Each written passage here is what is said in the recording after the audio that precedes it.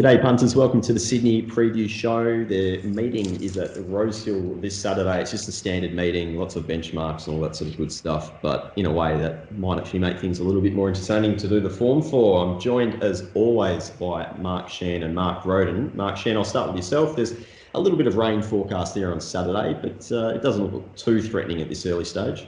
Yeah, I think we had what rain, I can't remember what night it was now, but we've had overcast the last couple of days, so I'm not sure that it'll dry out to be a really good track. We'll probably just have a bit the edge off the track for the day, and some showers predicted, I think, late on Saturday, so we might get some towards the end of the day.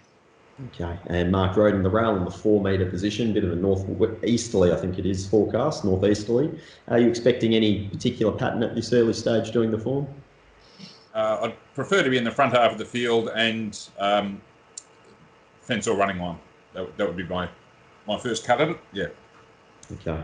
We're going to preview the quaddie legs as previously. We'll start with race 6, which is a benchmark 78 over 2,000 metres. There's been a few scratchings, 2, 11, 12, 14, and the 9's also come out now. So the market's still taking a bit of shape early. Mark Shean, staying race, or I guess the middle distance race to kick off the quaddie. Did you find anything in race 6? Look, I think even though Accountability's won his last 2, I still want to be on his back. He overcame difficulties to get the protest there the other day, but I think with a clearer run he would have won by a decent margin. The win before on a wet track was quite good as well when he looked underdone, so he looks to be an improving stayer, this horse. And even though he meets a couple of horses very badly at the weights, I still think he's got upside, this horse, and looks the one to beat. Gone By obviously will roll forward here, probably significance. Well, he's in Friday as well, so I'm not sure where he's going. But I think he's much better when he's allowed roll in front, which he couldn't do the other day. So Ula Sabre in the race as well. Looks to be decent speed, so I think Accountability can just sit off them and be too strong at the finish. Okay, Mark Rhoden, is that how you saw it there to kick off the quaddie? Yes, I agree. I think Accountability's come back really well. One with the apprentice on, one wasn't really expected to, but knocking off Stockman that day on the wet track. Then went right on with it, even though it had to win it in the stewards' room. I mean, all things being equal, he would have won. There's no doubt about that. And even after the interference, I was really impressed with the way he picked himself up and attacked the line to only just miss in the photo. Anyway, so I've got him clearly on top. Yeah, the meeting's riven with dual acceptors again, which seems to happen when we have the Friday, Saturday. So significance is kind of making the market for him at the moment. I hope he stays in this race. Absolutely. Yeah, because the only one I could consider saving on is Gone By. Even if significance does run in this and Gone By can't dominate the race like he did at Canterbury last start, he's still going really well, and I think they're really the only 2 genuine hopes. Could make half a case for Vegas Duel with a good jockey change. Rough hope to significance if got complete control, but I really have Accountability on one tier, Gone By on the next, and the rest trailing behind those. So ideal world, if prices allow, back Accountability and save the stake on Gone By. All right, very good. Watch your space there over the next couple of days and see how the scratchings affect the race even more so. Race 7 on the card is a benchmark 88 over 1,100 metres. Pandemic is the current market elect at $3.60 best available. Then you're out to Hulk at $5 and upwards the rest. Mark Shean, I didn't have too much speed in this race with Lagerfeld the obvious leader, and the rest of them probably just falling behind. Yeah, I think Single Bullet from barrier number 1 will probably kick up with CJ Graham on, so I actually had it leading. I think Mo's Crown will try and go forward as well with Lagerfeld. Royal Witness, I think, he'll have to hunt up as well. He's got a lot of speed when he jumps away, so I think they might run along here. I'm with Hulk. Never thought I'd be tipping him in a Saturday race, but he's got no weight on his back here. He gets back to 1,100 metres, which is probably a better distance for him, actually. Unluckily beaten 2 starts ago when Mark bet right up on it. There he is putting his hand up. And then got the chockies there the other day, ran an outstanding section. I just think the way he's racing at the moment with only 53.5 on his back, the only downside would be that Tommy Berry's got a good association with him and can't take the ride. But McAvoy from an inside draw to get a suck run, I just think he maps nicely here and looks pretty hard to beat to me. Pandemic, well, it goes from an apprentice to James McDonald, but he has a little bit of an enigma, this horse. He does need things to go his way. I think he looks short enough to me. The ones I'm sort of interested in first up is here, Poetic Charmer. I think he's turned the corner, this horse. His 2 recent trials have been outstanding and went out on a good vein of form, except for one last failure on a wet track. And 11-11's been trialling outstandingly. But barrier 13 with a big weight is a bit of an ask, in my opinion. So I'd probably have to let him go first up. He's probably off to the Magic Millions. But I'm with Hulk here, number 13. Yep, Poetic Charmer obviously won first up last prep as well. Mark Rhoden, did you find anything that you liked in the early market there for race 7? Not overly. I've got Pandemic on top, but I'm closer to $5. I think it's that kind of race, and I have him narrowly in front of Hulk. So I don't have any huge value in those two. My third pick is Mo's Crown, who I think there's far too big a gap, if nothing else, between him and Pandemic. I know Pandemic was wide at Kembla and has the good jockey change, but Mo's Crown was, pretty decisive winning that day. And even though it's dropping back to 1100, I think you can get across from 10. I've got it marked about 650. So, if you get 850, it's probably a bet, but it's not. I'm not going to have my last on it or anything like that. I thought those three were reasonably well clear of quite a few that might get back and run on. Mark mentioned Poetic Charmer, certainly trialling well. Bit of barrier and different jockey. I might make a case for True Detective, who I think actually goes really well fresh, and 1100 will be suitable at this stage of his prep. But big question mark, same with 1111. Broken Arrows might settle a bit closer from his gate this time. Could be a place chance. I couldn't tip him to you. I see Express Passes in the market, and it's another one. I just don't see how it gets in from its gate. So Pandemic, Hulk, Mo's Crown in that order. Not much between them at all, and Mo's Crown maybe the slight value at this point. Interesting in that race, it's switched one. 2 starts back at Rosehill for Hulk and Mo's Crown. Mo's Crown started $5.50 and Hulk started $14 on that occasion. One for some people who like SP. Race 8, $13.50 for the fillies and mares, the benchmark 78. And there's obviously a couple of emergencies here that are taking up a bit of market percentage as well, so it's quite inflated at this early stage. Mark Shean, try and pull it apart for me. Did you find anything in race 8? No, I got the pin out for this race. Ed said I spent a lot of time on it, and I don't think I'm any the wiser. I've come up with 11 Celica. I'm not sure if that's the way to pronounce it. Haven't seen a lot of it. Looked up a couple of runs in Melbourne. I thought it trialled quite well at Gosford the other day, admittedly in a pretty average heat, but I just thought with no weight and a good draw, it might be the way to go, but a lot will depend on how it parades before the race. St Covered Spirit would have been the one that I would have landed on here, but has come up with a bad barrier, so we'll start from the outside barrier 13 and probably get a long way back, so you'd have to just assess how the track's playing on the day, whether you can come from well back. But I think on old form, she certainly got the best form, but 11 from 8 for me, but I am not having a bet.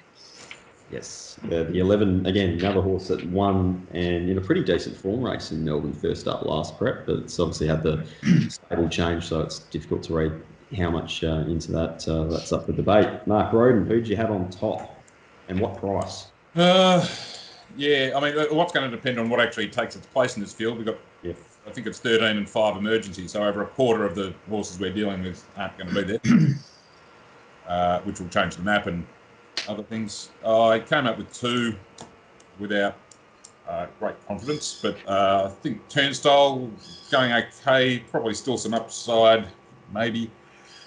Should map okay, assuming it gets a run, of course. And I thought that Stolen Jade, Intrepidatious Makura form one was pretty strong for this. Up to 13.50, a little bit of an unknown quantity, but looks to map all right, so maybe it. And I liked the run of Sausage in the time-honoured Snake Gully Cup down at Gundagai last time. And going back, I think it was November last year, I think it was 1400, not 1350, but it won really impressively here at Rosehill in similar sort of company. I think it was this is a mare's race, isn't it? Yes. Yeah. So I think that was against the males that day. So the way she hit the line at Gundagai last time suggests she's ready to perhaps put in a peak performance. Barrier 6, hopefully midfield, no worse. The horse who can get back sometimes, but from that gate, hopefully no worse than midfield. And Alicia finishing burst, but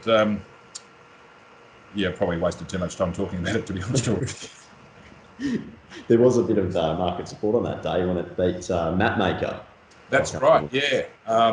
Came sailing down the middle on, I can't remember if that was against the pattern of the day, but it was certainly visually impressive too that day. All right, let's have a look at the last. It's a benchmark 78 over 1,200 metres. And again, there's already been a few scratchings so far in this race. We've lost Onslaught, Irish Songs, Broken Arrow, and Lillimore. So that leaves Big Parade as the current market elect at $3.50.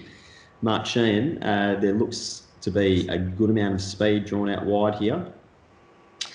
Yeah, well, Big Parade's got the blinkers off, but you'd think he'd have no other option but to roll forward here. Let It Pour and Ramstein have got 11 and 12 as it stands with the original barriers, and Ciurleo step 13. So all the speed does look to be wide. So they're probably going to cut along in the first 2 furlongs at least, you'd think.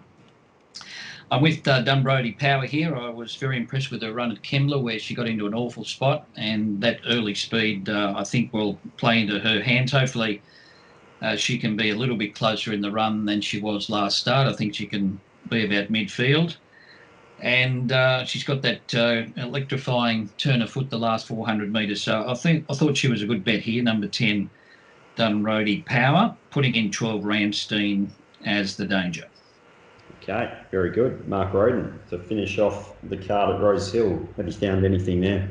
I had a bit of heartbreak with this horse last time out at Rosehill. Got the good early price and led for 1,299.75 metres at 1,300. Ramstein, named, I hope, after the great German metal band, Ramstein. Exactly. Be that as it may, it was absolutely torched by the apprentice on Vitesse that day. Jay McDonald rode Ramstein that day, and he rode it with intent, but the apprentice just went berserk outside him on Vitesse. They've gone far too hard. Incredibly brave effort to fight on. I suppose you could have a little concern that that's flattened him, but if it hasn't, I'm happy to go around again at $6. Big Parade went too hard, I would say, at Kembla in the blinkers for sure, but I suppose his SP that day is keeping him in at around the 350 mark here. He was beaten a bit quickly for a horse that was meant to have that much on the field, despite the fact he did over-race. But I concede him a chance, but I wouldn't want to take that price. And then I've got a group of them. Dunbrody Power is one of them. Surreal Step is another. Don't know. Barry 11 might be a bit of a problem for him because I don't think he'll be leading. And the one who always seems to go around perhaps over the odds is Above and Beyond, a super honest horse. Doesn't win out of turn, but drawn to get a good run. Admittedly, he was suited against Ramstein at Rosehill last time and is dropping back 100 metres here. But I think at double figure odds, he perhaps worth an each way ticket. But I'll be chasing my losses on Ramstein here. Okay, very good. Mark Shean, there's 9 winners on face value at Rosehill there on Saturday. Stand out as an early best bet? Well, I think accountability. Well, these have been going like the lays lately, so we'll see how we go. Accountability, race 6, and race 2. I've got to stick with Ellsberg. Yeah. It's on it the other day, so I'm backing the 2 that I backed last start as well. So I'm sticking solid with them. Okay, I like it. I like that theory. I've done it quite a lot myself, actually. Mark Rhoden, best bet on the card at this early stage? Yeah, I'll stick with Ramstein. If not best bet, certainly the one it's the best bet at the price on the card, I think. Okay. Now, in between today and Rosehill, we've got a Kenzo meeting there on Friday. Mark Shean, have you had a look at Kensington at all? Yeah, I have a look at Kensington. Another outstanding meeting. We had six races yesterday at Gosford with about 4 in every race. They're doing a great job. Look, there's been a lot of lightly raced horses and horses that have trialled well. I think Exo Boom in the third trial particularly well. It is in on Saturday as well at Newcastle, so I'm not sure where it'll go. But and I thought Tiny in the first. I know Believe is a short price favourite here, but I would have beat the thing that ran second. It got gapped yesterday, Screevy, so might be a little bit skinny price there. So I'm going to back Tiny from barrier number 1. Just camp on its back, hopefully. Okay, I like it. $4.40 best available at the moment. Mark Rhoden, you'll obviously be providing your prices through the mailbag app for Kenzo. Is there one that appeals at this stage? Just at a bit of value in race 5, a bit of a ordinary old 1,800 metre race. This is the race significance is actually in. It's dual accepted in, so subject to change. But I think it's going to end up over the odds anyway. Number 4, Un-American. Been racing really well up at Newcastle prior to being completely unsuited and caught wide at Canterbury. So always happy to just completely forgive Canterbury failures. Drawn 2. Back to a much more suitable circuit, I think at around $9.50. If that price holds up, it's not a bad bet. All right, beauty. We'll be back on Monday to talk about it. Rob Scurry should be joining us after his let-up last week. Guys, go well on the punt, and we'll talk about it on Monday. All right, part 2 here on the Sydney preview show, and we're not talking anything Sydney whatsoever because we've got the other 3 members of various states and various abilities joining us here at the mailbag to preview a couple of races at Pakenham and then one at Doomben, I believe. So, Dickens, I'll start with you. What's happening at Pakenham? It's Pakenham Cup Day. Attempted to get on course, gave them just a cold call on the phone. Said, "G'day, wondering if there'll be access for punters on Saturday," and was just given a flat. And this is a quote, "Nup." Good. That was it. So I said, "Thank you, goodbye." Moonee Valley, on the other hand, going out of their way to try and accommodate the on-course punter. So appreciate the Valley. Not surprised by the others, though. Fair enough. It's a pretty difficult time for everyone down here. Curls, how are you? Really good, thanks, Jack. Just enjoying the mid-30 degree days in Queensland the last week. It's good. It's 35 here today, isn't it, Josh? Potentially. You haven't been outside, have you? No, but like I'm in this new house, and like I'm on the 54th floor, it feels like, and it's a fucking sauna in my study. And I got outside yesterday. It was like 18, 19 degrees, but it's like 35 up here. It's just stinking. But it's good for a sweat and the ponies. With your 5-minute Ks you've been rubbing in my face. Yeah, Jericho Cup 2021. Away we go. All right, let's start with Pakenham Race 7, the Pakenham Cup. Smallish field, pretty even market. You've got a Turney 480, then Knight's Order, Princess Journey, Credence, they're all thereabouts. Could you separate them, Dickens? Yeah, I think Princess Jenny's the most likely winner and probably starts favourite. They went up sort of a bigger price. Barrier 10's a concern, but it's a really small field, so I don't think it's a major concern. I think they'll come for it and he'll start favourite. I thought, I can't believe I'm going to say this, but I thought Scarlet Dreams maybe a bet here at $8.50. And the other horse that I will be backing and following my money with is number 3, Hacky, who was pretty poor last start, but we know has the ability to produce a big figure. And I'm not stacking, especially at $16. Josh, what do you think? I thought the price on Princess Jenny was weird. I don't like that it's been freshened. 37 days off over this distance is tricky. She was a massive peak run. Like, she was super in the Bendigo Cup, but SP 26-1. Beat Pondus, which we don't know what the form line was like, but I can't possibly have a mare carrying 61 with that freshen. Is just, I think it's poison. Brimham Rocks just keeps going around and probably place again, but I can't possibly have it. It has to sort of produce new career numbers for me. Credence stinks of desperation with blinkers back on. Sorry. I think there's only. I actually think there's only just like it's just a bet for me. Attorney. I sort of liked it in the Zipping Classic. They went super slow, finished off super. Obviously, Scarlet Dream as well. Probably has some more fitness over things like Princess Jenny. Gets Nash on, who's riding down here for the summer of Nash. So yeah, I think Attorney's the bet for me.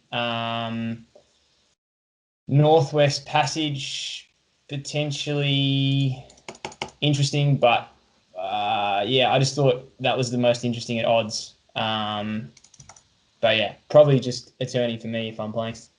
What'd you make of Knight's Order? Interesting runner. Sort of the market. I'm not sure what the stats are like on Gay dropping in distance. It's going to be a leader. So like Pakenham, I don't know what usually Pakenham Cup Day does, but if it's anything, and if it's a slowly run affair, which I don't think it will be as slowly run as a race like the Zipping Classic, because our big Mike and Knight's Order should go forward. There should be some genuine speed in the race that'll run it at a more than very slow tempo. But yeah, I thought it was an interesting runner. I just can't. Yeah, I can't seem to find it. Yeah, it's sort of lightly raced, isn't it? I just found it hard to like. You can put a price on it, but you can't put a price on it with a lot of confidence. I thought. No. Interesting to note that earlier today, Princess Jenny was a late nomination for the Perth Cup. Wow. Oh, so that gets a little bit of lead in Josh's pencil. Is that a quick backup? Wait, when's the Perth Cup? Perth Cup is the 2nd of January, I believe. Oh. It's another like they'd have to have a run in between. Yeah. These freshens are no good for staying. I just think though, like Bright Oak, he's like a horse, he's a proper horseman. There's no need to run in this like Pakenham Cup unless the horse is right. Was my thinking. Yeah. I don't know. You just hope it's still fit. She's still fit off a big run. Not for me. All right, very good. Kels, do you have anything in the Pakenham Cup, or you like me and you couldn't give us stuff? A little bit like you, Pistol. But I'm not. I don't have my almanac. But does history suggest that it's a shithole graveyard anyway on this meeting? Yeah. Like, should I just be having $10 Betfair SP on everything, $100 and above? Yes. Yeah. Aussie bar. I think I remember we backed Jungle Edge on a Pakenham Cup day and it lost on a soft 7, so in a shit race. Oh, I mean, there's a lot of narrative around these standalone Saturdays in the country, isn't there, around how it's a bookies fill up Ballarat, Pakenham, these sort of days. Yeah, it's fair. Yeah, but there's still potential bets, everywhere. Well, we bet in 4 of the 8 races at Kyneton today. Oh, speaking of, I've got a story about that when we moved to Queensland. Do we have any Osborne runners at Kyneton? Nah, back one in the last that drifted and ran accordingly. Osborne. What about the Chow train? Small can. Yeah. Wow. The Chan. Did you see it, Peter? No, I've had stuff to do today. Like I'm not sitting around. So I backed Gutsy. I backed Gutsy at 9 a.m. and took $2.90. Went and did some gardening, talking curls. Went and had a look. Half an hour out. Gutsy's out to $4, and Smiley Chance runners into like $3 favourite. And then I check like 10 minutes. Like I'm going, oh no, because like Josh, remember like the sale thing that time? It was the biggest steamer of all time, and it just bolted. It just pissed in. And they go, oh yeah, and then Smiley, they cross the Smiley. Oh yeah, horse been working very good. Yeah. Better just like lays it down. Classic. Yeah. Smiley. Losing the ownership, Zelko Ranich or something. Like, come on, man. Anyway, it drifted late, thank God, and Gutsy killed it. So. All right. Not enough train conductors' hats there on course there today. Race 8 is the Gold Bullion. The Gold Bullion over 1,400 metres at Pakenham, which almost sounds like something that it shouldn't be. Anyway, Josh, I'll go to you first. Anything in Race 8 there at Pack? No, but I've just had a quick look. So to jump back. You pick these races. So to jump back. But yeah, Kels is right. There's been 2 years ago, 17, 47-1, like a carousel won, Betfair SP, and then last year Etta James won at $72. Our Big Mike the year before last, so 2018, we're back to that was $13, and our Big Mike's back again, and there's been support. I've seen early odds, but yeah, flip a coin, could be back again. But sorry, back to the Gold Bullion. Yeah, I can't really. The Astralis is the one to beat. Probably hard to bet around. Galaxy Raider is flying. The horse that I thought I bought. Isn't that correct, Jack? We bought.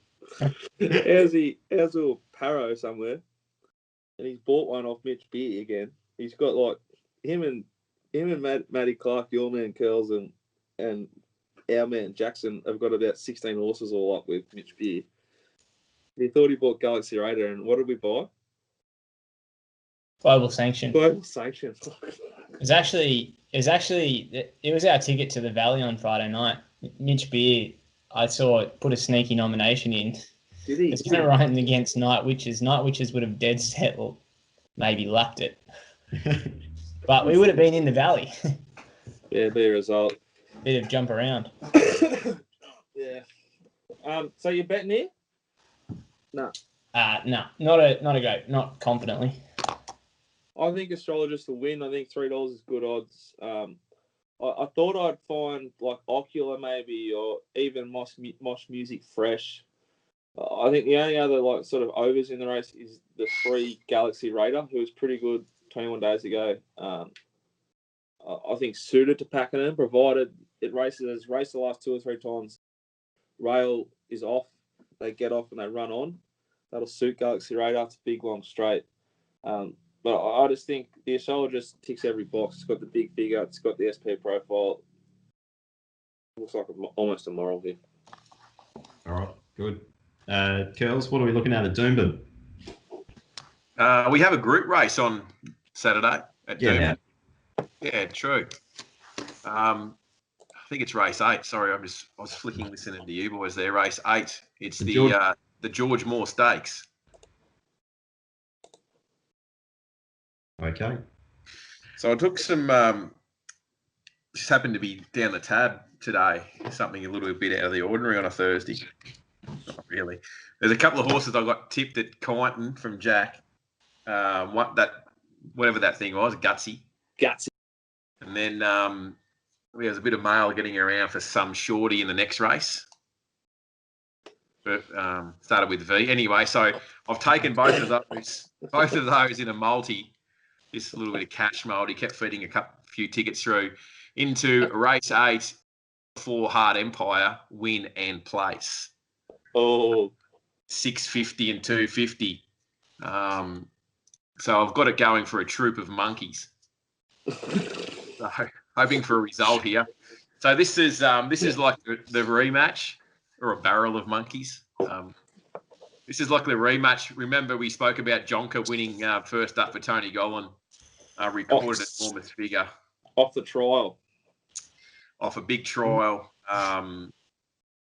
well found in the fixed odds market late in the day. So it's basically, it was a similar field, but these are the sort of the best of the 1,200 metre horses that we have in Queensland, and they fought out this week, and then a couple of weeks' time into the Magic Millions is sort of the programming for these types of horses. So we see Jonker here off a huge peak, well, not a huge peak, but it was a peak first up.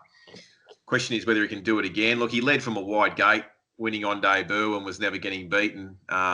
This is a little bit deeper race as far as the speed is concerned early, with horses like the Odyssey drawn direct lie outside it. There could be a good bit of speed here, and I think Hard Empire sort of Brad Stewart rode it last start. He kind of zigged when he could have zagged and just had to go back in between them rather than getting to the outside. At that stage of the race, Jonker was sort of off and gone. And if you watch the replay, you'll catch him steaming through late to just miss third. He's really well suited here. Jonker goes up in weight and obviously has to produce again second up, which you can often see horses sort of regress slightly second up off a big first up run. So happy to side with Hard Empire here. Maps well. It's going to get its chance to get over him late. Is sort of where my head's at. Stable, the Trent and Toby Edmund stable has went well yesterday. Yeah, they're airborne. Their statistics on Saturday Metros have really on an upward swing, and only less than 9 wins, I think, behind Tony Golan in the Metro Premiership. Having a great run, and it's it always pays to follow the winning runs for sure.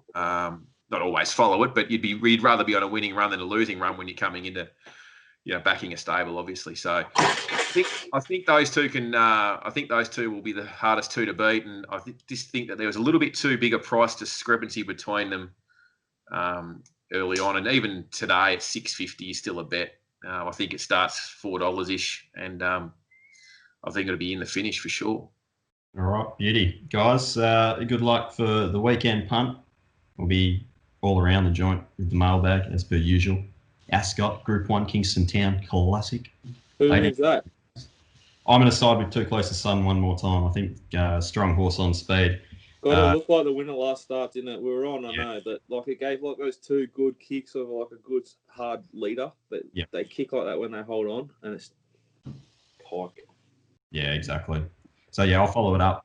Pike's horse is too short for me at the current quote, just given the fact that it has drawn 18 of 18, will be probably last hunting for runs. And watching that replay, geez, it sort of bounded off one leg and cut through the field. I'm amazed the horse actually was able to do it. So, it's something small and Too Close to Sun. It's not a huge betting race. All right, go to mailbag.com.au if you want to get on board with any of the faces that you've seen here throughout the show.